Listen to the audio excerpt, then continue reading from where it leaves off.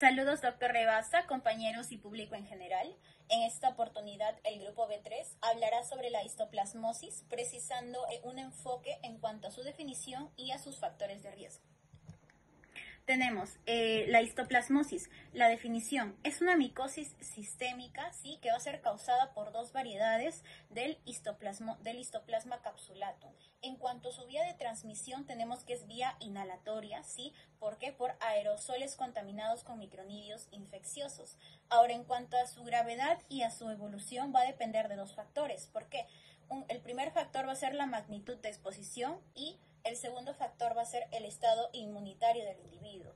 Ahora, en cuanto a las variedades o los tipos de histoplasma capsulatum, tenemos que el primero es el histoplasma capsulatum var capsulatum, ¿sí? Como nombre completo, y este se va a caracterizar por provocar infecciones pulmonares, infecciones diseminadas. Ahora, en cuanto a su morfología, lo que vamos a poder observar van a ser levaduras de gemación de base ancha con una forma ovalada y de un tamaño que varía de 2 a 4 micrómetros. Ahora, en cuanto al segundo tipo, ¿no? Hablamos del histoplasma capsulatum var duboisi, ¿sí? Ese es su nombre completo.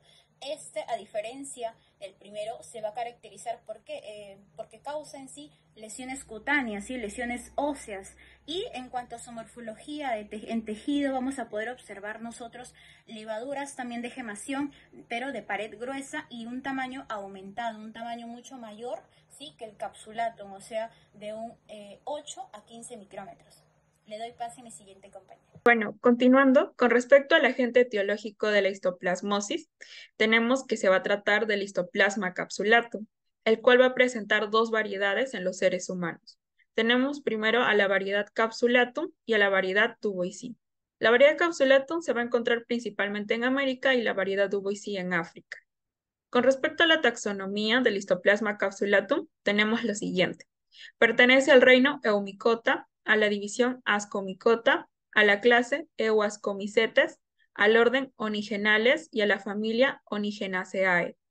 Bien, como mencioné, vamos a tener dos variedades. El histoplasma capsulatum, variedad capsulatum, va a tener una distribución geográfica principalmente en Estados Unidos, en los estados de Ohio y Mississippi. También se va a encontrar en México, Centroamérica y Sudamérica. Con respecto a la morfología que se muestra en el tejido, vamos a encontrar levaduras de gemación de base ancha, forma ovalada y pequeño tamaño de aproximadamente de 2 a 4 micras. Con respecto a las manifestaciones están asociadas a la variedad capsulatum, tenemos principalmente a la infección pulmonar asintomática en el 90% de los casos y a la enfermedad diseminada en pacientes inmunodeprimidos y niños. Con respecto al histoplasma capsulatum variedad duboisí, la distribución geográfica en la que se va a encontrar son zonas tropicales de África, tales como Gabón, Uganda y Kenia. Con respecto a la morfología en el tejido, se va a presentar como levaduras de gemación de pared gruesa y de mayor tamaño, aproximadamente de 8 a 15 micras.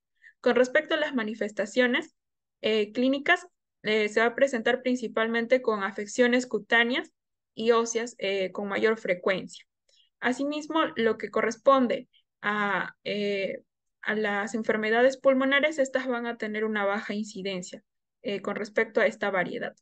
Como podemos observar en imagen, en la flecha color azul, podemos que nos guía la imagen también del mismo color. Se puede observar lo que es una preparación teñida con Giemsa, en la que se aprecia la fase levaduriforme intracelular del histoplasma capsulatum, variedad capsulatum. Por otro lado, ahí tenemos también otra flecha de color guinda que apunta a la siguiente imagen, también de ese mismo color. Ahí podemos observar lo que es un corte tisular teñido con hematoxilina eosina, en el que se observan las formas levaduriformes intracelulares del histoplasma capsulatum, variedad duboisí.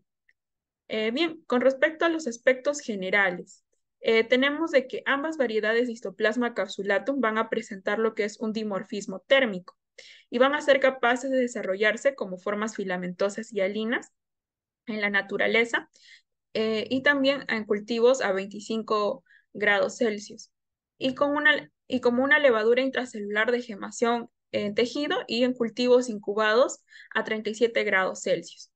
En cultivo, las formas miceliales del Histoplasma capsulatum, variedad capsulatum y también de la variedad duboisi no van a presentar diferencias entre sí a escala macroscópica ni microscópica. Las colonias filamentosas van a crecer lentamente y se van a desarrollar como colonias de hifas blanquecinas o marrones tras un periodo de varios días a una semana. La forma filamentosa va a producir dos tipos de conidios. El primer tipo va a corresponder a macroconidios esféricos de pared gruesa y gran tamaño, de 8 a 15 micras, con proyecciones espiculares, también conocidos como macroconidios tuberculados, que van a surgir de conidióforos cortos. Microconidios ovalados pequeños van a ser el otro tipo, con paredes lisas o algo rugosas, sésiles o situados en pedúnculos cortos. Con respecto a las formas de levaduriformes, como ya había mencionado, van a presentar una pared delgada, van a ser ovaladas y van a medir entre 2 a 4 micras en lo que corresponde a la variedad capsulatum, o bien van a poseer una pared más gruesa y un tamaño comprendido entre 8 y 15 micras en la variedad duboisi. Y bueno, las levaduras de ambas variedades de Histoplasma capsulatum van a ser intracelulares in vivo y van a ser uninucleadas. También es importante mencionar que la pared celular del Histoplasma capsulatum va a estar conformada principalmente por alfa 1,3 glucano, beta 1,3 glucano y quitina. En comparación con otros hongos patógenos dimórficos, el contenido de quitina va a ser superior en este hongo. También otro componente importante, aunque se encuentra en menor cantidad, es un galactomanano, situado en la capa más externa de la pared celular, el cual se considera el principal polisacárido antigénico del Histoplasma capsulatum. Bien, ¿dónde va a estar presente este tipo de hongo? Lo vamos a encontrar principalmente en suelos con alto contenido de nitrógeno y fosfatos, asociados por lo general a la acumulación de excretas de ave y de murciélago. Pueden crecer en rangos de pH entre 5 y 10 y requieren de oxígeno para sobrevivir y desarrollar su fase filamentosa. Estos suelos se van a localizar con preferencia en regiones tropicales y subtropicales con una temperatura media anual de 22 a 29 grados Celsius, una humedad relativa de 60 a 80% y un promedio de precipitación anual de aproximadamente 1000 milímetros. Aunque también el hongo se ha encontrado en áreas geográficas con condiciones climáticas muy diversas. Las cuevas con condiciones más o menos estables de temperatura y humedad sin la incidencia directa de las radiaciones solares y con la acumulación de excreta de murciélagos y de aves en algunas ocasiones, también representa lo que es un nicho ecológico muy satisfactorio para el desarrollo del Histoplasma capsulatum. También tenemos de que los brotes de Histoplasma capsulatum se ha asociado a la exposición pues, a dormideros de ave, cuevas, edificios deteriorados y proyectos de renovación urbana con actividades de excavación. Continuando con lo que es la patogenia, la infección por Histoplasma capsulatum pues va a ocurrir por lo que es la inhalación de microconidios y fragmentos cortos de hifas, ¿no?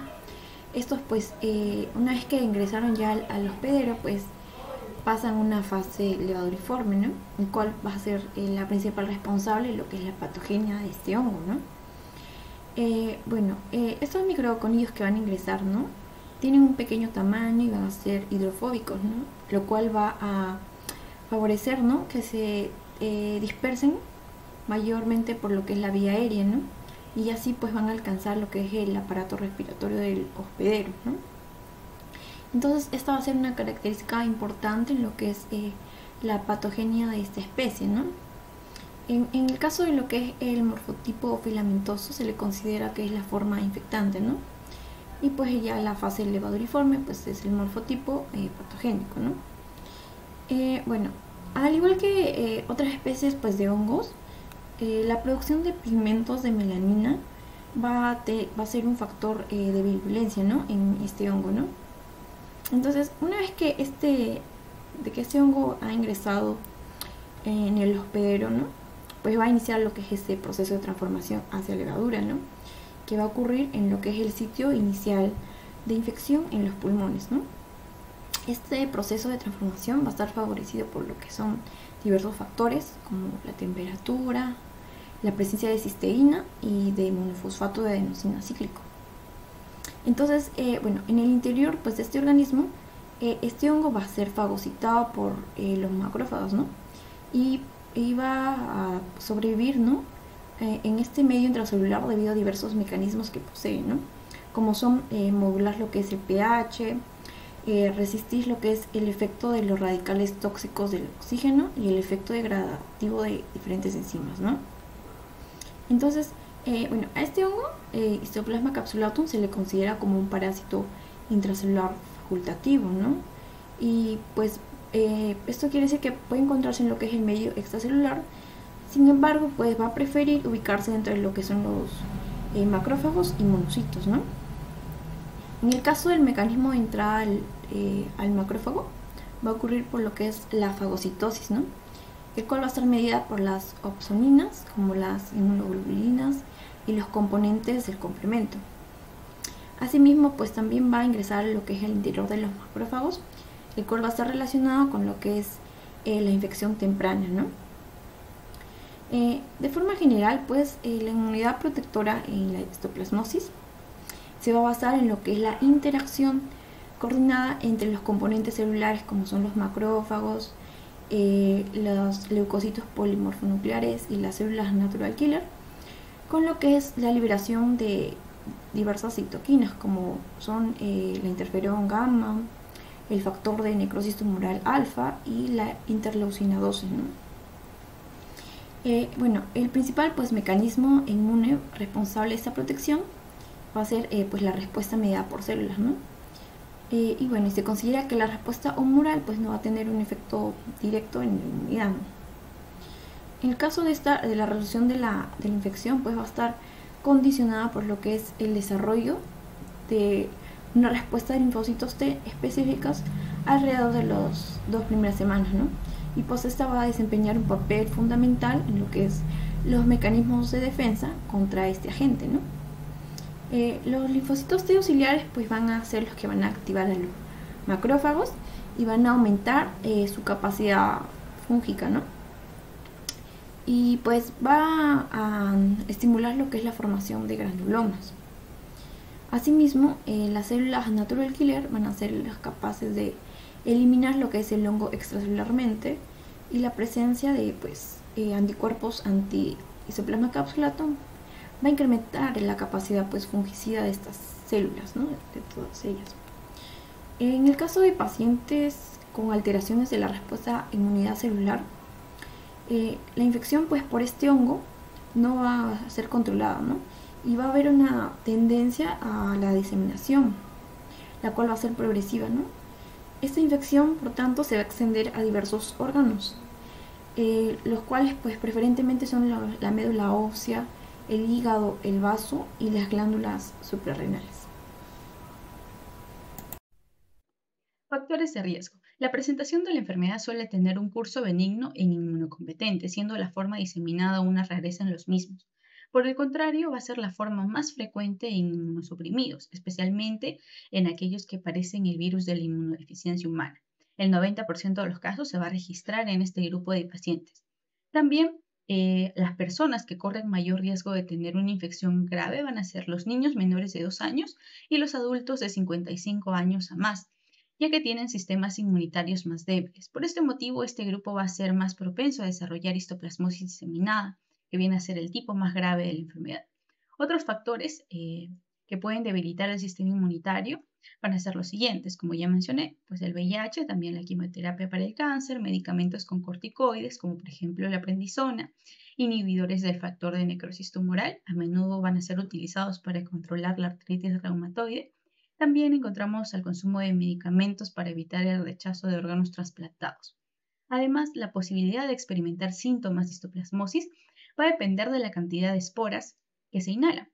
Las personas más propensas a estar expuestas, sobre todo debido al medio, ¿no?, al que están expuestos, vienen a ser los agricultores, los trabajadores que realizan controles de plaga, cuidadores de aves de corral, trabajadores de construcción, personas que construyen o reparan techos, también los paisajistas y jardineros, exploradores de cueva o trabajadores de demolición.